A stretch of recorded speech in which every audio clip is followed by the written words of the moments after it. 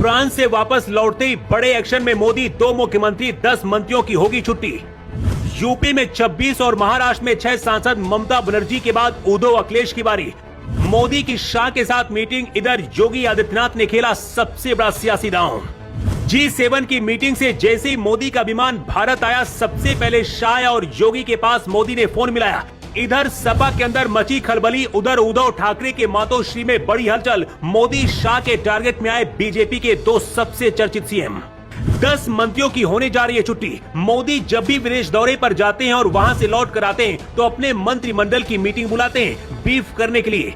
इस बार भी मोदी के साथ विदेश मंत्री जयशंकर और डोभाल थे, लेकिन भारत लौटते ही कहानी बदल गई। फ्रांस दौरा करके प्रधानमंत्री मोदी लौटकर दिल्ली जैसे ही आए, फुल एक्शन में। सबसे पहले शाह के पास फोन किया और मीटिंग फिक्स करने की बात कही, लेकिन असली खेल तो लखनऊ में बैठकर योगी आदित्यनाथ ने खेल दिया। सबसे पहले आपको बताते हैं कि बीजेपी के 2 मुख्यमंत्री कौन हैं जो मोदी शाह के टारगेट में। बंगाल और असम का चुनाव खत्म होने के बाद मोदी शाह का ध्यान अब सबसे ज्यादा यूपी में है, क्योंकि अगले कुछ महीने में विधानसभा चुनाव होने जा रहे हैं। यूपी विधानसभा चुनाव 2026 में होंगे और मध्य प्रदेश में 2027 में चुनाव होने वाले हैं। सबसे पहले योगी के मंत्रिमंडल में विस्तार किया गया और कई बड़े चेहरों को शामिल किया गया। वहीं मध्य प्रदेश में मोहन यादव को मुख्यमंत्री बनाकर बीजेपी को लगा था कि यादव वोट बैंक का फायदा यूपी में मिलेगा, लेकिन यूपी से लेकर बिहार तक ना तो मोहन यादव ने खुलकर प्रचार किया और ना ही मध्य प्रदेश में समण आंदोलन को संभाल पाए। खबर तो ये भी है कि शिवराज सिंह चौहान ने खुद शिकायत की है। रिपोर्ट के मुताबिक मध्य प्रदेश की मोहन यादव कैबिनेट में जून के अंत तक बड़ा फेरबदल होने जा रहा है। करीब 10 मौजूदा मंत्रियों की छुट्टी हो सकती है। 7 से 8 नए चेहरों को जगह मिल सकती है। कैलाश विजयवर्गीय को भी सरकार से हटाकर संगठन या फिर राज्यसभा में भेजने की तैयारी चल रही है। यूपी में अखिलेश यादव पूरी तैयारी के साथ उतरे हैं कि 2027 में वो सीएम बनेंगे, लेकिन बंगाल के बाद सबसे बड़ी फूट सपा में होती दिख रही है। उप मुख्यमंत्री केशव प्रसाद मौर्य ने दावा किया है कि सपा के 26 सांसद बीजेपी में शामिल हो सकते हैं।